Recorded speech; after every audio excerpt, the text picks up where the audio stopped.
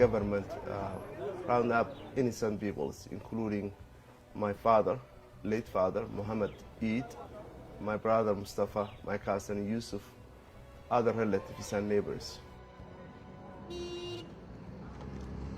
The killings were on a massive scale.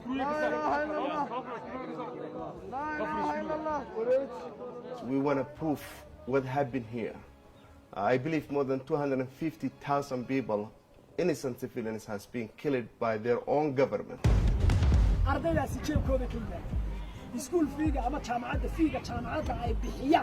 don't think we can even start to imagine the fear that these individuals went through in their last days and certainly hours of being abducted and knowing they were going to be executed. It is quite horrific. It is very important for you to understand that we're going to give you the tools, the means for you to be able to recover, in a way, these identities from people, to dignify the dead and to give answers to the families. And how are we going to do that? We're going to do that through forensic sciences.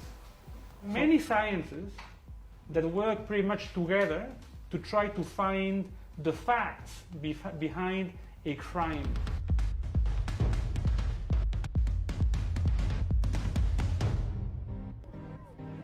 People have the right to know.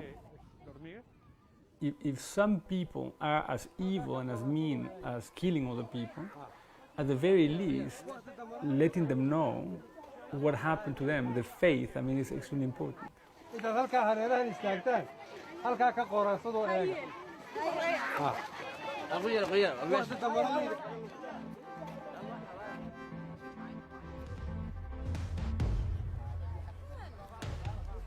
The idea of this project was to actually assist the government here, and they have a war crimes commission, to face the past by separating the living and the dead. The idea of the government is actually to try to put their relatives, or to hand over their relatives to her, so they can be buried properly according to Muslim traditions, because it is not a Muslim tradition, and I know that for sure, to put people all in a hole.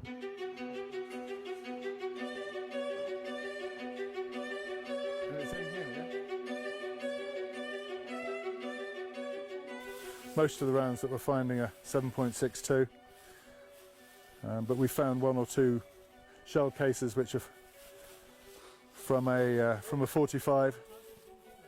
They're probably a handgun or possibly a submachine gun, most probably a handgun.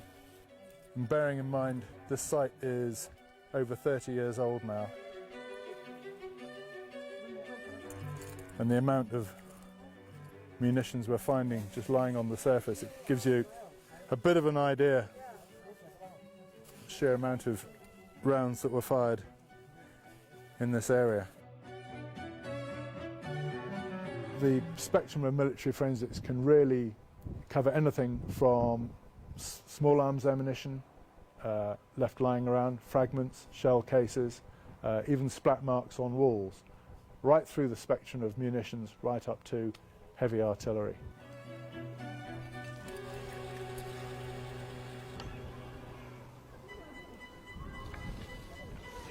If you do not confront your past, to get answers, it is very difficult to turn the page and say, okay, now welcome the future, Otherwise, it's a permanent crime. It's a crime that just never stops, because you don't know.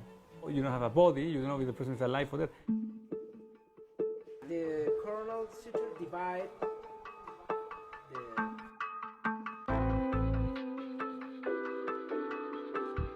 My mission in life is to preserve the history of this country and my people. 250,000 people who's being massacred by their government is not a joke.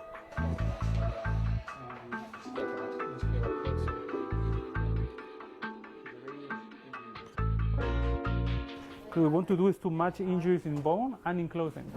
Because the fact that the injuries are matching both in bone and in clothing, it is a double corroboration of the fact that what you're looking at is an injury. Yeah. Okay. We do not want for death to just simply take place without somebody remembering it.